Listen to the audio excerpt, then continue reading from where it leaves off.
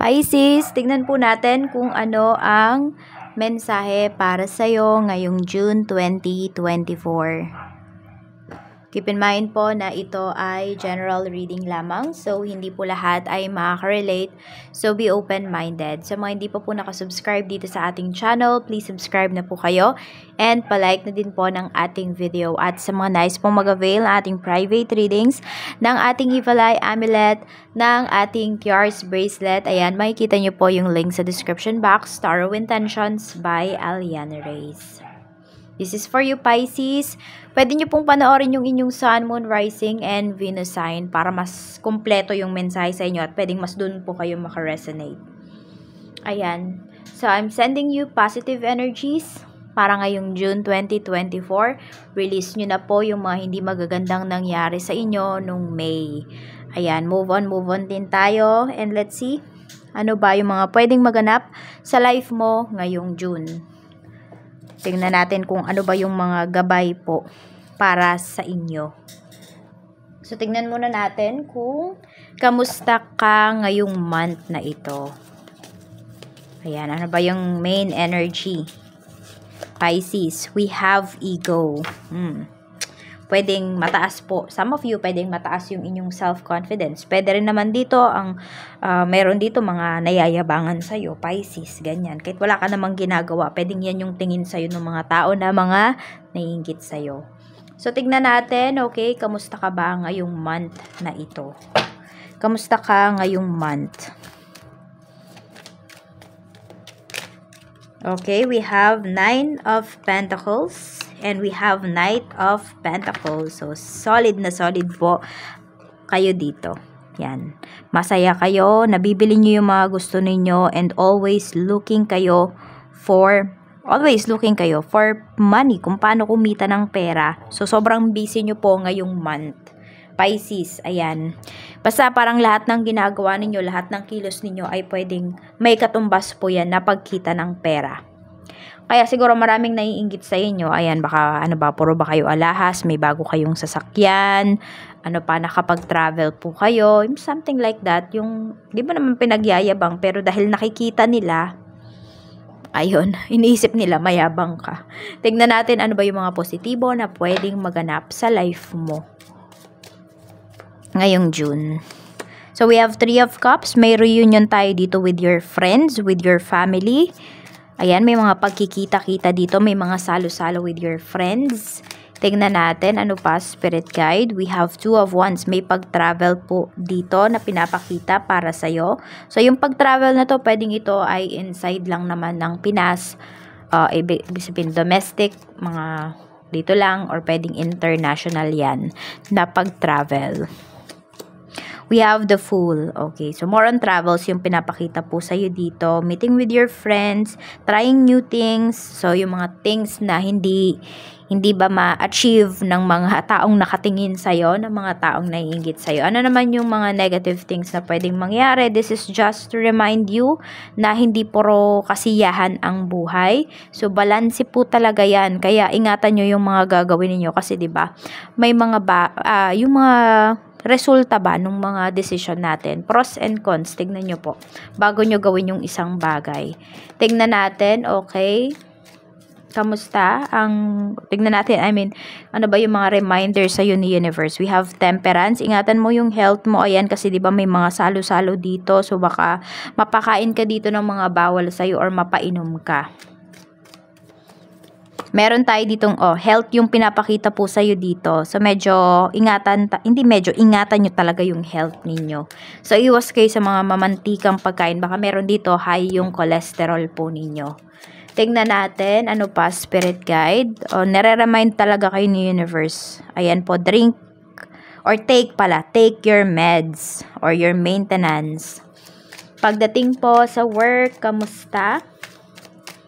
Mayroon tayo ditong 5 of Swords. Tingnan natin pagdating sa iyong work. We have Money 3. Okay.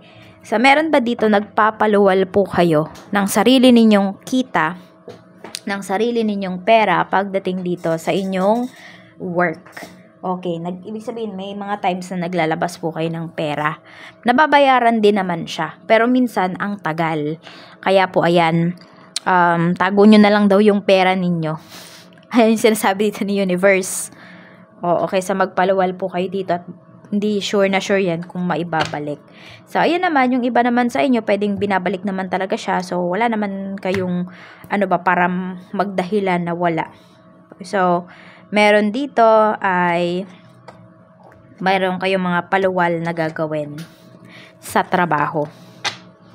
Tignan natin pagdating naman po sa iyong kaperahan. Sa kaperahan, Ace of Swords. May promotion yung iba sa inyo, may salary increase kayo. Kung kayo naman ay naghahanap ng trabaho, ayan, still looking pa rin yung iba sa inyo, di ba? Makakahanap po kayo at maganda yung magiging flow ng money ninyo dito. Sa business naman, we have 8 of Swords. Okay, so meron dito nagpapabagal po kasi ng inyong mga gawain. So, pwedeng mano-mano na lang siya ngayon. Baka meron kayong kailangang gastusan talaga na, kunwari, machine na makapagpapabilis po ng work ninyo.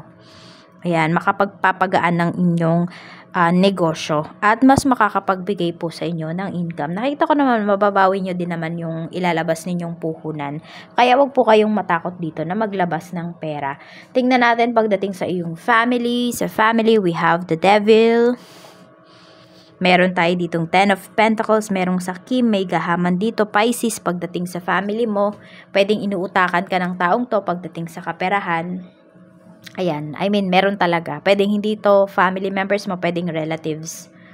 Page of Swords, maging maingat ka, maging curious ka pagdating sa pera mo.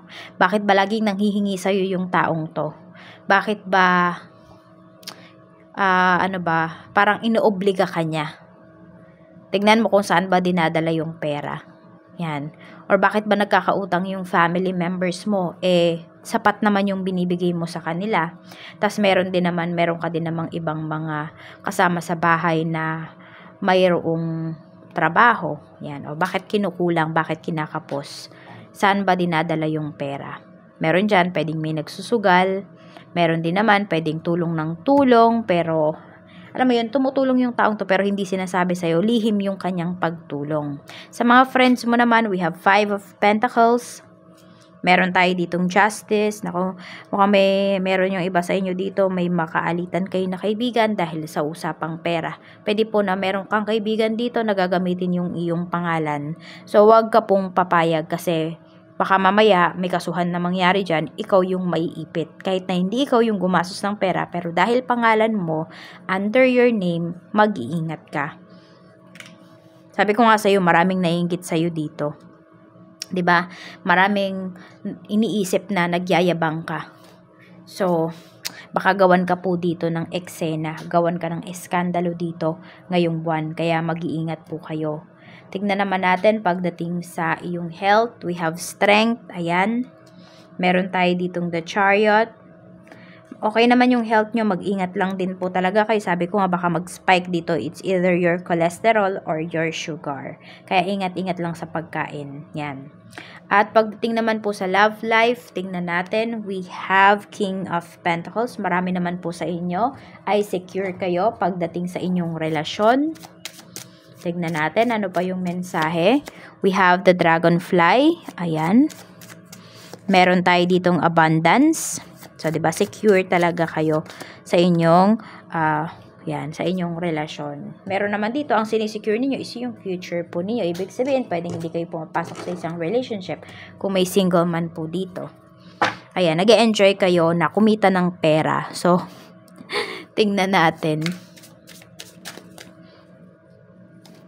Love life. Love life po ni Pisces, Spirit Guide. Pero kung meron kayong karelasyon, security po ang ibibigay sa inyo nitong person ninyo. Meron dito nagiging matalino po talaga kayo.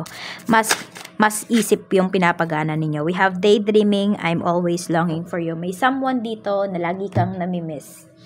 Oo. Meron dito. Miss ka na ng taong yan. Tignan natin mula kay Archangel Michael. Ano yung mensahe po natin kay Pisces ngayong June. Ano po yung gusto mong sabihin sa kanya? Archangel Michael. We have, sabi dito, mula kay Archangel Michael, you created this situation and you have the power to change it. So, kung ano man tong kinakaharap mong sitwasyon ngayon, ay kayang-kaya mo daw yang lutasin. Kayang-kaya mo yan bigyan ng solusyon. Sabi dito, thank you for letting me lean on your strength and for reminding me of my personal power. Please guide me to manifest and heal according to divine will, creating peace and blessings for everyone involved. So sabi ko nga sa'yo, maaaring yung iba sa inyo, ayan, bakit ba nga ba kayo yung parang gumawa dito ng isang sitwasyon?